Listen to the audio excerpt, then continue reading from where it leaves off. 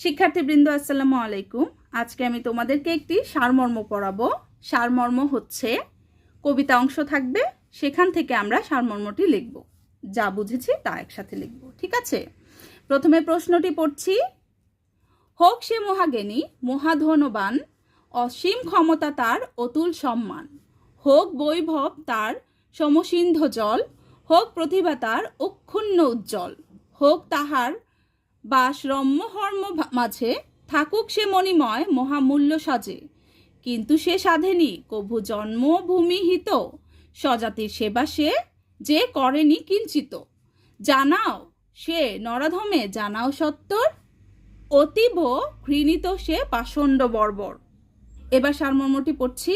সারমর্ম: জাতির উপকারের মধ্যেই সকল প্রতিভার সাফল্য নিহিত। মানুষ প্রচুর জ্ঞান, বিপুল অর্থ ও শক্তির অধিকারী হতে পারে, অথবা মূল্যবান সাজসজ্জা পরিধান ও সুন্দর বাসস্থানের বসবাসের সুযোগ পেতে পারে। কিন্তু জাতির সেবায় যে আত্মনিয়োগ করেনি, সে যতই জ্ঞানী, বিত্তবান ও ক্ষমতাশালী হোক না কেন, সে বর্বর ছাড়া আর কিছু নয়। সকলের কাছেই সে ঘৃণার পাত্র। আরেকবার পড়ছি।